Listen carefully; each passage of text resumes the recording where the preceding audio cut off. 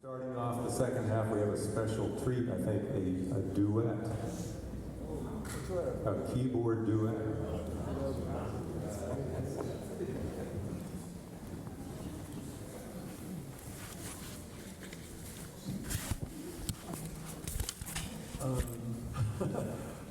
Dave asked Jamaal and myself to do a number before we start the second set. So we're just going to play a little blues piece written by one of my mentors, Charlie Shoemake.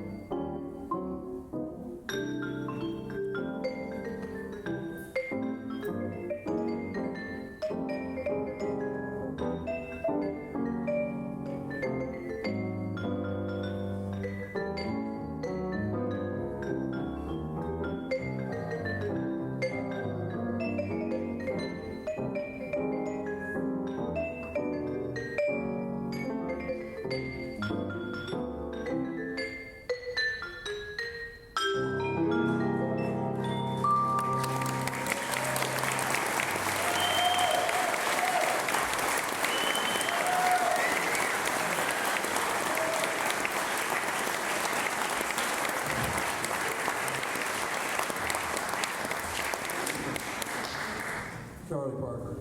It's called Visa. A couple of things before Dave brings the group back. I was asked to tell people how I got started on the vibraphone.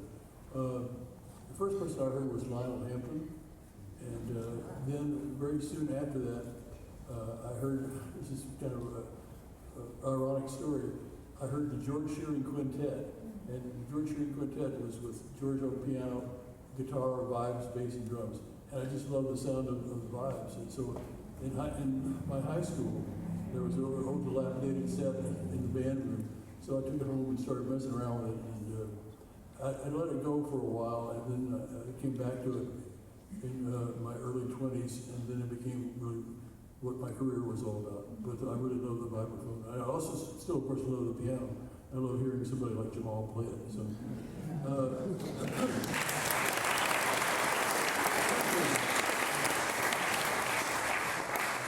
a couple of quick things.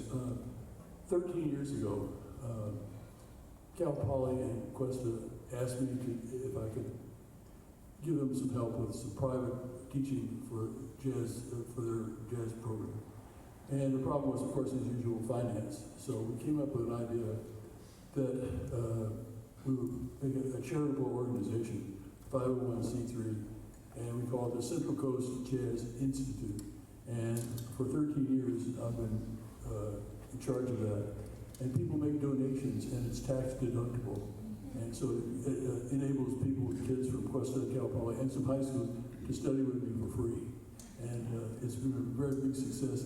We're having a fundraiser tomorrow, probably bad timing, but with this concert tonight. But we're having a fundraiser tomorrow in Cambria, from 5 to 7 at the Woodlands Concert Hall, 715 Main Street. And if you're interested and would like to attend or would like to get involved with the Institute, just see me after the concert. Thank you.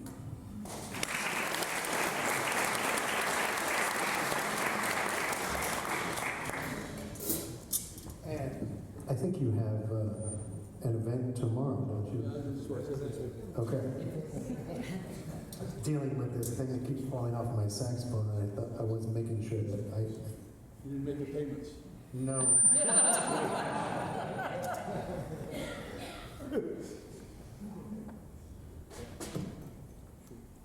All right, we'd like to do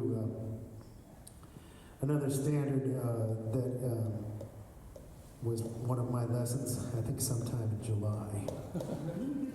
This is called Alone Together.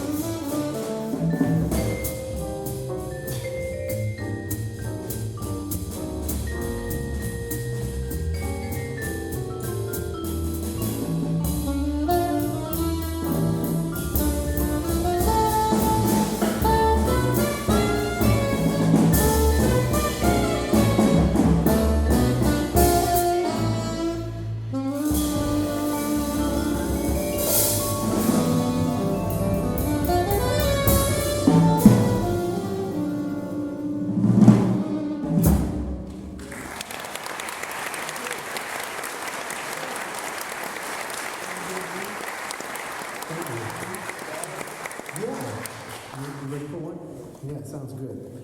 But quickly, I want to honor a question from one of our students at halftime. Sir, you're going to have to refresh my memory on exactly the West Coast Jazz. How did West Coast Jazz develop? How did it get its name? How did West Coast Jazz develop and get its name, West Coast Jazz? Professor. After World War II, well, there was always a jazz scene on the West Coast, but it didn't become like labeled such until the late 40s, into the 40s and early 50s. Many of the guys that played with Woody Herman, Stan Kenton, and the big bands came to the West Coast because they were tired of being on the road, and they could get into the Hollywood recording studios, and that's what they did. People like Shorty Rogers, Bud Shank, Bob Cooper, Shelly Manne, these were Russ Freeman, people like that. And there was always an interest in LA and San Francisco. So they started, the interest grew and grew and grew, and then some record labels started recording them, and Jerry Mulligan and Chet Baker and people like that. So it became known as, and it was, the style of playing was a little bit cooler than what was happening in New York. So it was, they call it the laid-back West Coast cool. When I was a kid in high school falling in love with his music, I bought a 45. That's before your time. And it was called, what was it? The Cool Sound. And on the back of it, it said, on the jazz tree, under one of the leaves, is a laid-back cool sound. Oh, man, where do I sign up? And also, when I was in high school, ABC had a Sunday show, like a panorama kind of thing, and one Sunday, they focused the Lighthouse in Hermosa Beach, which was a famous jazz show. It was like the Birdland of the West Coast. And I saw that, and I saw this great band playing, and all these young people in there, a lot of hot-looking girls, right on the beach. And I thought, I gotta get out there, man. Houston is fine, I love Houston, but I gotta get out there. And so that's it. But the West Coast thing started, it was always around, but came big in the 50s, and when rock and roll came in, it kind of fizzled out and died.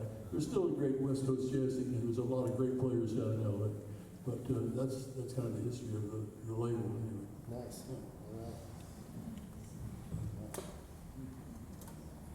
Well, we had a request for a ballad.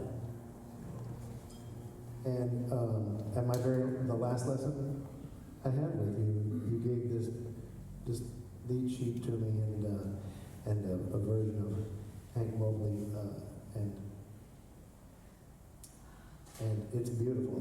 The only other time I've really heard it was Frank Sinatra singing on that famous album with the Count Basie Band, Might As Well Be Swing. It starts with Flying to the Moon and has all those great things, and all of that stuff arranged by Quincy. Yeah. Tony Bennett had a big hit on it. Yeah, and but this is a beautiful, beautiful tune called "The Good Life."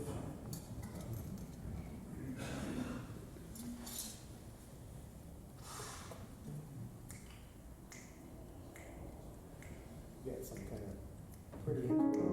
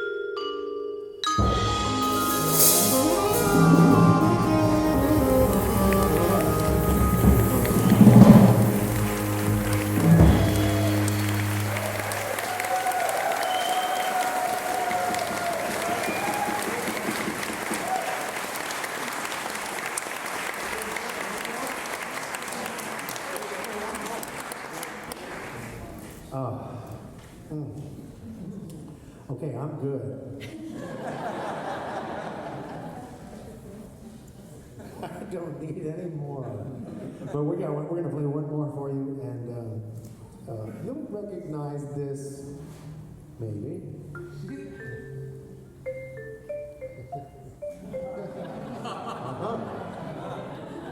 Except, what was the basketball team? The Globetrotters, yes. Little known fact, one of the guys that always sat on the bench, but was part of the team, his name was Miles Davis. I'm just kidding. But we're going to play class. We're going to play a contrafact right now. That means we're playing the chord, using the chord changes of Sweet Georgia Brown, but Miles wrote a new melody to it, a new head called Dig. So thank you very much for being a fantastic audience, and I just want to say,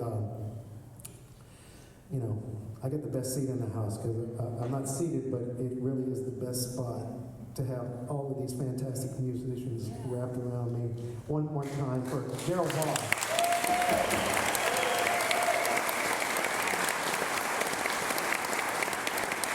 Charlie Shoemake.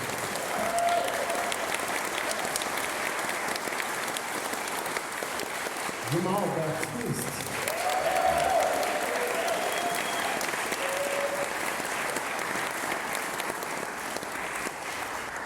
And the man, the legend, from Cambria. He didn't get stuck in the northbound 101 traffic today. Charlie Shoemake.